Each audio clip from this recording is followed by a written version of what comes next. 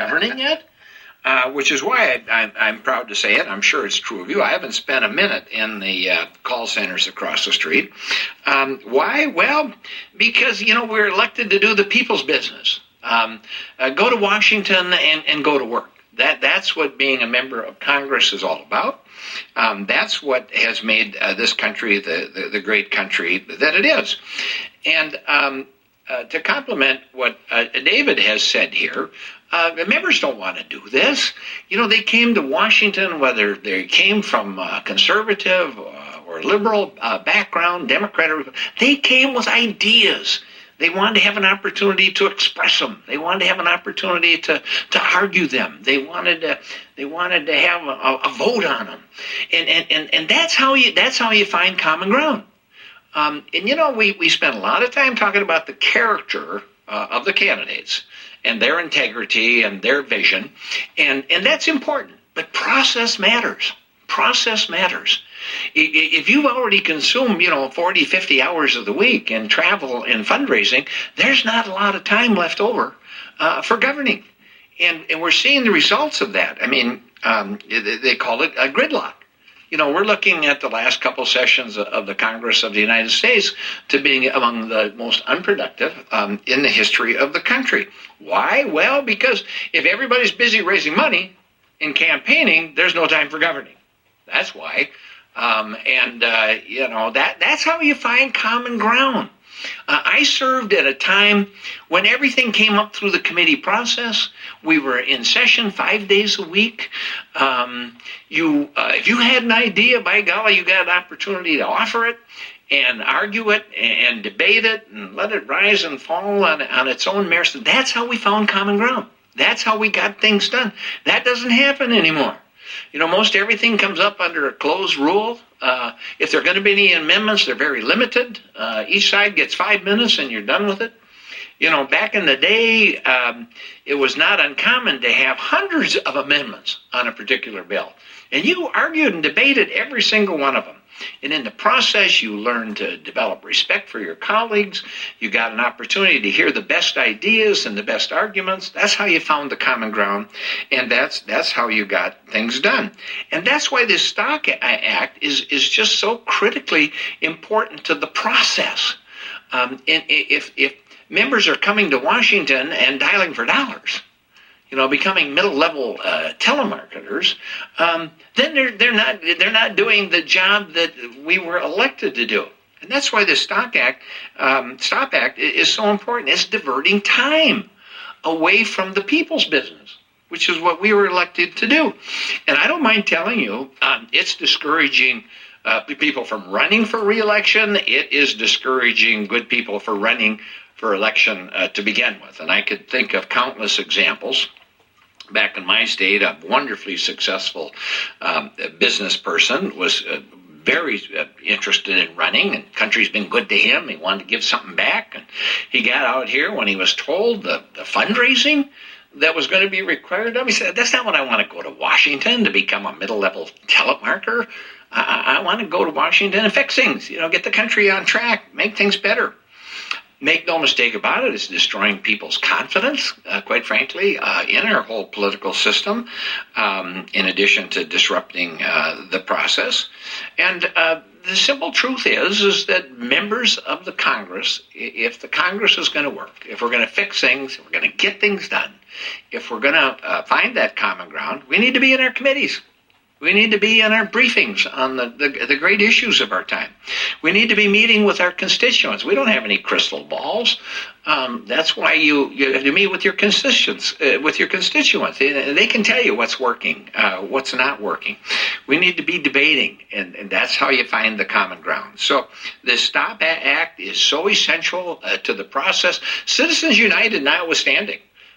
We need to reverse Citizens United, in my judgment. But whether we do or not, it's critical to get the members of the Congress back doing what they were elected to do, which is the people's business. Go to Washington, go to work on the people's business, and that's what this is all about. In my judgment, the future of our country and the future of our democracy depends on passage of this legislation, and it's not going to be easy. But like David said, I've had a lot of our colleagues, David, come up to me and say, "Hey, thanks." So you're going to see a growing support for this STOP Act as more and more people around the country understand the gravity and the significance and the importance of it. And I am convinced in my heart of hearts that it will become a reality. As you pointed out, it's happening in races and in states and in counties, and it needs to happen here in the nation. So thank you for your leadership on this. Thank you to the Press Club for helping to highlight the importance of this issue. Thanks to the committee sponsoring great debates on these critical issues. And I'm just delighted to be here, be a part of it, and more than happy and willing to take any questions that anybody might have. Thank you. Yes? What's your opinion on the new book, Confessions of Congressman X? Because what he's saying is not only that he says we're running a casino to raise the money, because what he's writing seems to lend itself to term limits. Because while some guys might not like being forced to raise this money, some want to raise that money to keep their jobs. He says we raise money to keep our jobs. What do you think about that? Well, at least on that issue, the Congressman X, is right. If you want to be here to promote the STOP Act, if you want to be here to help play a role in reversing Citizens United, if you want to be here and have a voice in all the great issues of our time, you better have several $1 million to defend yourself and to get your message out there. So, I haven't had an opportunity to read the book yet, just reading the accounts. Congressman X seems simultaneously somewhat unethical, to say the least, in his manner of dealing with issues. I find my colleagues from every perspective to be men and women of integrity who just have good ideas that differ in many ways, but they represent all the segments of a quite large and diverse country that we live in. And when you bring them together, as opposed to sending them across the street, to a dialing for dollars center, we can find common ground, and it works. Yeah, I would add to what Rick said, and it was mentioned in I believe, the introduction of my bio. So when I was first elected, the reality, as you mentioned, the casino or Congressman X, there is the story where I was told to raise $18,000 a day. And it was fascinating how it was presented, because I was in a meeting over at the campaign headquarters, and it was a member of leadership who wanted to be helpful to me, right, to counsel me through, here's how to get reelected in 6 months. And so I thought, oh boy, this is great. I'm gonna get all the Washington wisdom I can about how to get reelected. It was a second grade math equation on a whiteboard. Here's the number of days till your election, $2 million divided by the days, $18,000 a day. And that's where I was told, your first job is to raise $18,000 a day. My deputy chief of staff was in the room, and the member turned to my deputy chief of staff and said, now here's the problem you're going to face. Your boss just got elected. He wants to do all these things for his district. He wants to be a good member of Congress. Your job is to make sure he's on the phone raising $18,000 a day before he does his job. It is the reality. I've pre-ordered the Congressman X book. I'm looking forward to reading it. But I agree with Rick. Sign your name to it, right? If you want to, if you really want to tell the story, I think Rick and I have demonstrated we're willing to sign our name to our cause, and so I would hope he would too, or she would too. I would say on term limits, though, just as an aside, I represent a district that President Obama won twice, and I'm a Republican who's now been elected twice. The answer to term limits is to create electorally competitive districts across the country, where members have to represent their community first and compete for votes, as opposed to represent their party first and simply raise money to get reelected. So let's start with this. If you have questions you would like to ask, if you're watching on C-SPAN or listening online, questions@press.org is the email address. Once again, questions@press.org. And when I call on you, please identify yourself and your news outlet. I'm going to start off with the question that's kind of the elephant in the room in some ways. Your Senate candidate how much is this a tactic to raise your profile? And secondly, it's May 16th today. How much is this tilting at windmills because getting anything passed this year seems impossible? So when I introduced the STOP Act in January or early February, I actually took a pledge to stop direct solicitations from that point on, to abide by the construct of the STOP Act. I did that at the time and still today, notionally the front runner in a U.S. Senate race from the state of Florida, the third largest state. Every political consultant would tell you I'm crazy, and I think if you look at the fundraising numbers, it's true. That's created some significant headwinds. But when somebody suggests the member of Congress is the most influential fundraiser on the team, that if you take direct solicitation out, you're hurting yourself on campaign finance, I think that's an indictment of the system. That speaks to the transactional nature of a solicitation in many cases. So you asked the question, is it a campaign gimmick, if you will, or not? No, I always say this. Members of Congress, like Rick and myself and others who pursue good policy, it naturally makes for good politics. Listen, this is an issue, I'll tell you, is a 100% issue at home. Should we abandon it simply because we're in the middle of an election, or should we press forward because the American people are craving for this? We've never poll tested this topic. But I'll tell you, and Rick's had many more town halls than I do, it is fascinating. You talk about congressional reforms and campaign finance reform in a town hall or in a civic meeting, it doesn't matter the group. The response is 100%. The American people get the STOP Act. You know what else they get? Virginia Fox and I have a bill to put members of Congress on the do not call registry. That gets 100% affirmation. I often talk about the British model of taking political ads off of television. That gets 100% response at home. Good policies do make for good politics. But the focus is on driving the good policy. The politics will take care of itself. While you're up here, let me follow up on this. You seem to be making a distinction that's interesting between congressional reform and campaign finance reform. You think of this as congressional reform and not campaign finance reform. Tell me a little more about the difference you're trying to make between those. Because I want to get it done. I want to focus in that one of the great political scandals of our time is the amount of time your members of Congress are spending raising money and not doing their job. And understand, not even in their office, because it's illegal to raise money in your congressional office. They're not even there because of the pressures to raise money. They're outside of their office. So I'm focusing in on the congressional reform, much like you saw 5 or 6 years ago, the Stock Act was a congressional reform. Members of Congress who allegedly or potentially were trading on inside information. That was a congressional reform. I call this congressional reform because it is focusing in on what I think is a scandal within the Congress, which is the amount of time members of Congress are shirking from doing their day job. That is not to shy away from campaign finance reform. I would be open to working on a bipartisan campaign finance reform package that balances the constitutional privileges of anybody to participate in an election with reasonable restrictions. Does that include reversing Citizens United? Because I'm going to ask the same question to your colleague. I think we can do better than what we have now. It is true Citizens United opened a flood of new money. I would like to see how we drive down the amount of money in politics. I do think it's political speech for people to be able to contribute to a candidate's reelection. Whether or not that should include unions and corporations, I think is a question that could be revisited. And Congressman Nolan, same question back to you. You absolutely believe in reversing Citizens United, it sounds like. I do, yeah. You know, one of the first things I did after returning my little 32-year hiatus was to take a look at the whole process, and it came to some conclusions about what I thought had changed since I had served, and what was good and what was bad about it. And I introduced, quite frankly, a comprehensive piece of legislation almost 2 years ago now.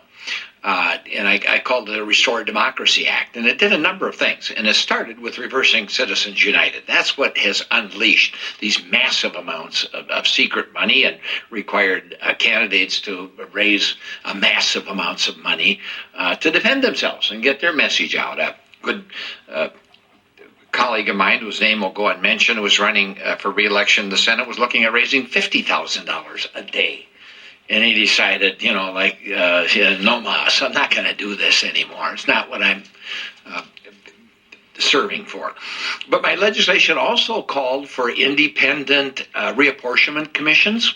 They're telling us now there's 35, 40 competitive seats in the country. As David was pointing out, they should all be competitive. You should have 435, or 535, including the Senate. They should all be competitive. I, quite frankly, would like to see limits on, and my legislation included that. Limits on campaign spending. Limits on the time when campaigns spending can take place. Most Western democracies have election contests that go 30, 40, maybe 90 days out of a year. My legislation called for 50. There's nothing magic about that number. I just know that 365 days a year, every year, is not right and has to change. My legislation provided for online registration to be more inclusive. It's remarkable the number of people who are denied the right to vote in this country. And quite frankly, my legislation called for a ban on members raising money and dialing for dollars.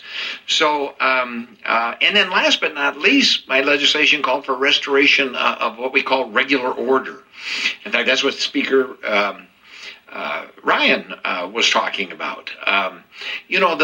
The members of the Congress on both sides of the aisle, they came to Washington to make a difference. And, I got on the Transportation Committee. And when I learned the Transportation Committee wasn't going to write a bill, like, really? I mean, why be on the Transportation Committee? But they'd kicked that can down the road 30 sometimes. Finally, with Speaker Ryan, he did allow the committee to write a bill. And guess what? We found our common ground. We came together and we wrote a transportation bill. So, you can look at each one of these items separately. I tried to put it all together into one. And without regard to Citizens United, that's going to take some time at best. In my judgment, it will be reversed. But that's going to require an amendment to the Constitution. It's going to go back to the states. And whether we pass that or not, we need the STOP Act, so that members of the Congress of the United States go to Washington and go to work on the people's business and not go across the street to the call centers, Republican and Democrat, and dial for dollars. It's very disruptive and destructive of our whole public policy process in the system. Dana? Thanks. Yeah, Dana. Dana Milbank from the Washington Post. So I think you guys have 6, in addition to you guys, co-sponsors. I don't think there's anything in the Senate yet.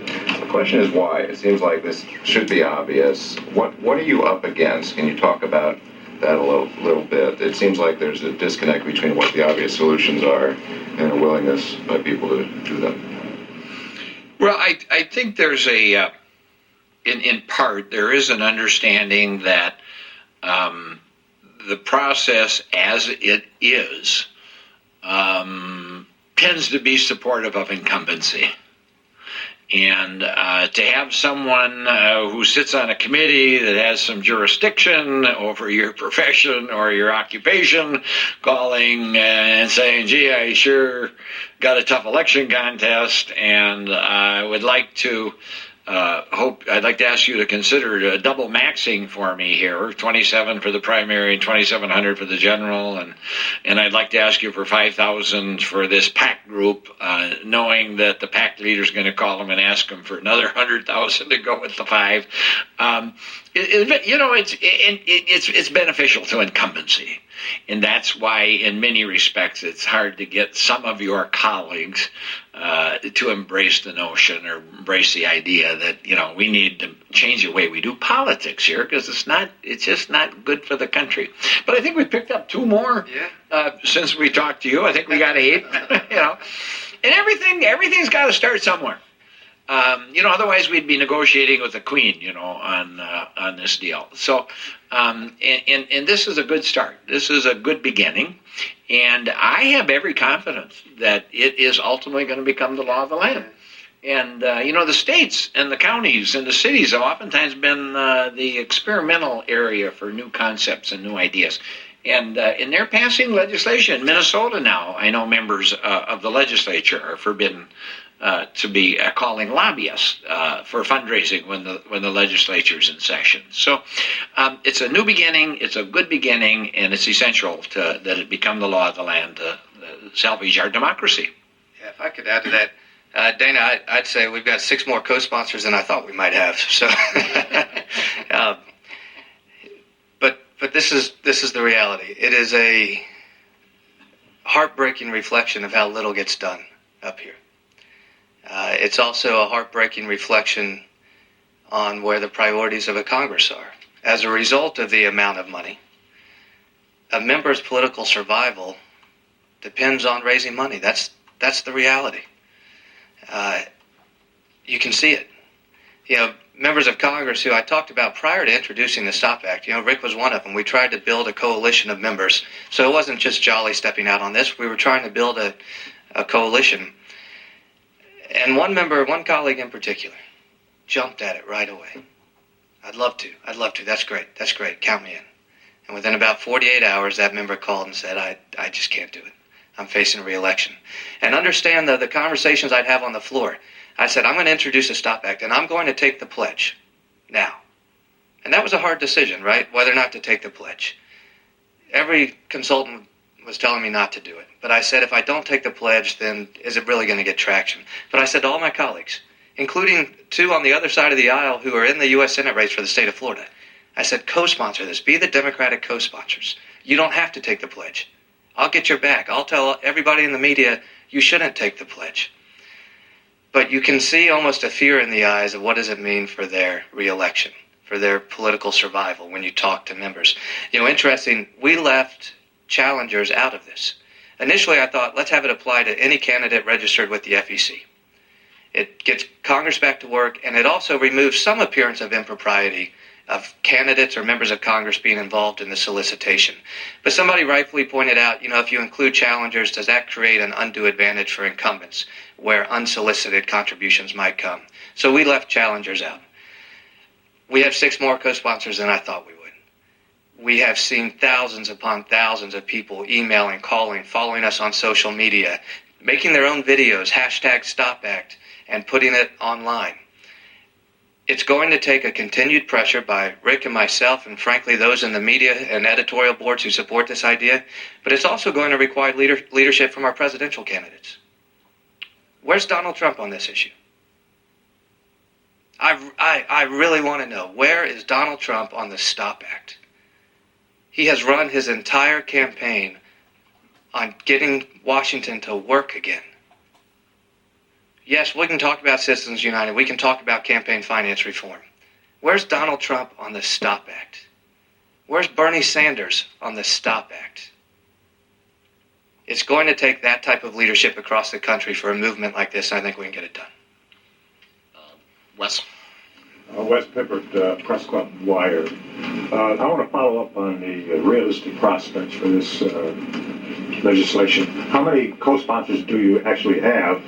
How many are Democrats? How many are Republicans? And wouldn't you need at least maybe upwards of 100 to get hearings? And where does the leadership in the House stand? So I think we are at about 8. I believe 2 Democrats, Mr. Boyle from Pennsylvania, I believe, and Rick, 3 now.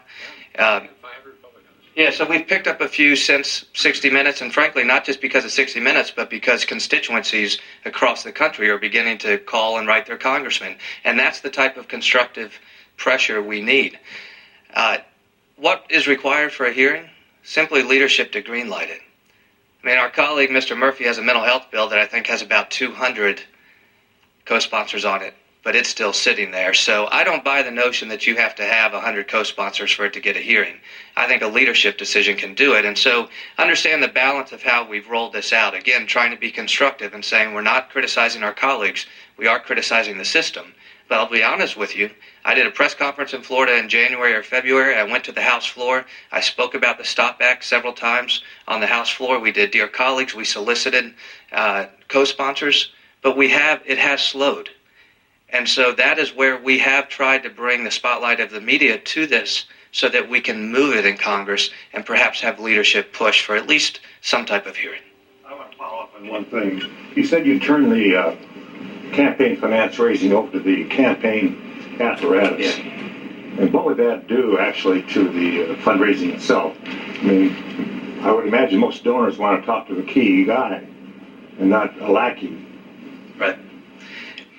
That's, as I said earlier, that's the indictment of the current system. Why is it that a member of Congress is more effective at soliciting a campaign contribution than the finance director for a campaign? I mean, this really speaks to the heart of some significant issues we have when it comes to the campaign finance construct that governs elections. And so that also speaks to the pressure. Listen, you want to know the anger that develops? I say the quiet anger, but it's a very real anger. You get up here, you're told by leadership your first responsibility is to raise money. But the staff culture buys into the same narrative. I'm sure Rick's had this experience as well. I've seen other clips of members of Congress. Their own staff is clearing their schedule and putting call time on it. Their own staff is running interference because the staff is feeling the pressure from the same re-election requirements and the same leadership push to get the member into a call suite. Well, let me tell you something. I've got the greatest staff in the world, but the people I answer to are 700,000 people in Pinellas County, Florida. And I get to decide what I'm going to do for those 700,000 people in Pinellas County, Florida. And the moment that a culture up here says, you think you got elected to represent 700,000 people in Pinellas County, but you actually got elected to be one more marble on our side of the aisle to keep the majority. And to do that, you've got to go raise $2 million. That makes members angry. And that's why I introduced the Stop Act. Thanks. We're going to go to a question from a journalist not in the room. Jamie? I actually have two questions here that I thought I might ask. One is very quick. Maybe both of them are. First, have you considered having some kind of online petition to get the public to put pressure and show members of Congress that there's broad support for this idea out in the general public? We did. So we created a website. We put all our organizational resources behind this. We created a website called thestopact.com. And it simply introduces you both to what the Stop Act does, but to some of the literature. Rick referred to, and this is based on facts, right?